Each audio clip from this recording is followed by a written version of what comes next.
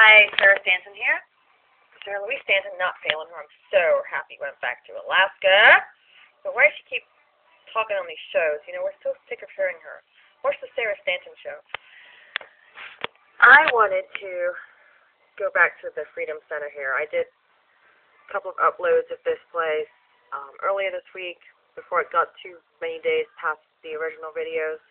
I wanted to add, because I get so I start doing the little mini clip videos, and I get sidetracked with what I'm talking about all the time. I'm like that. I get sidetracked all the time. Anyway, the first name on the slave list of the slave pen plaque outside it is Simon. The names of enslaved African Americans contained in John W. Anderson's probate inventory of 1834. First name is Simon. This guy here, John, was an epileptic.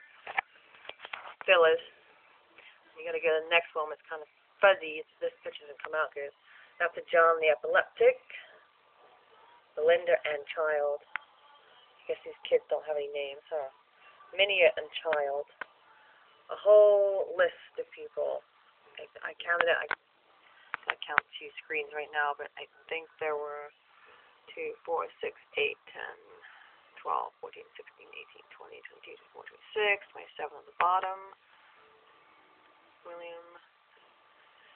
Looks like 33 people were captured and held in this pen. Anyway, let's go back to this one here. First name on the list is Simon.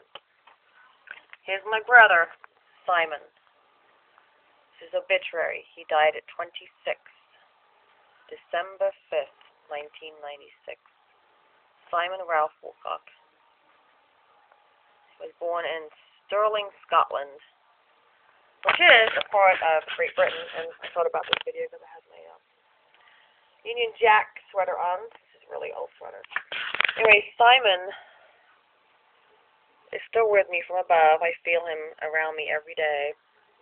I'm doing what I'm doing for my brother. He died from a shotgun. And he is the first slave on the list at the Freedom Center that's been open for 4 years that I finally went to last weekend.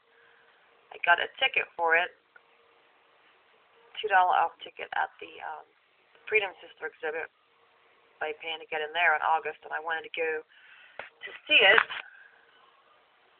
but I was busy working for Barack Obama for free, volunteering. You know how many people ask me, how much do we get paid? I'm like, volunteering. Volunteering, it's free. It means you volunteer. Anyway, this building in which they were chained bears witness to their coming to their going. And then there was another poem. This whole video with more stuff on it about the Freedom Center is in my video log from just a couple of days ago. Here's a poem, a captured soul, stolen from his family wrote. Tell my mother to pray for me. Tell my wife, don't cry. Tell my girl, be brave for me. Tell my son, become a man for me, and pass on my name. Tell the historian, tell the ugly truth of why they brought us here. Tell the rulers of this land, don't let it happen again. Well, we know this is the land of the not so free sometimes, and I'm just making sure everybody's aware, and I'm going to call the Freedom Center and tell them that I've got an advertisement on my YouTube that if they go there and tell the Freedom Center that they saw on YouTube, they get $1 off a single admission, which is actually $14, so it'd be $13, and it happens to be the day my brother was born. Isn't that cool? 13th of April, 1970. Here's the slave pen that was actually resurrected from Germantown, Kentucky, which is also very weird. I sat on that bench and felt the pain. A lot of pain. A lot of tears. A lot of tears shed in that room. A lot of tears. Back here at the top here. The place where the enslaved were held in the field in Germantown, Kentucky, in holy ground. Don't know if it's holy ground now, if it was, or if it's Indian reservation. And now it's November, don't get me started of why we celebrate Thanksgiving, why we celebrate effing over the Indians. Come on. Let's abolish that holiday. That's like, if I was an Indian princess, that would be gone by now.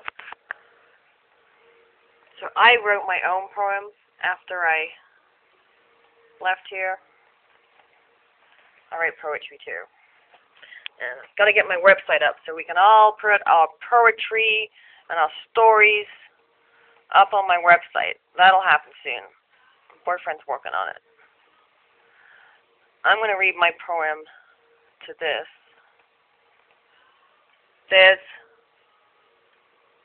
captured slaves for people. And there's a white man with a shotgun. Shotgun sells up. I don't know if people are worried about a revolution or if they're worried about the gun rights being taken away. Did you know that America is the only country in the world that has the right to bear arms in the Constitution? If I'm wrong, please tell me. You can put a comment. But as far as I know, it's the only country in the world that has the right to bear arms. Here's my poem in one of my journals. Today is history, tomorrow is a mystery, today is a gift. Eleanor Roosevelt, Teddy's wife. Okay, Freedom Center. Sorry, let's put you back over here while you listen to my poem. We went inside where no one can hide from me anymore. I am here to expose things that were supposed to be over years ago. The end of slavery is supposed to be over in 1868. But wait! Was Martin Luther King still fighting for civil rights 100 years later? The 15th Amendment, passed in 1870, to protect black suffrage. 1870 till now. 138 years gone by, people. Besides physical chains, how did it change? Sarah Simons, that's my poetic name. Peace, America.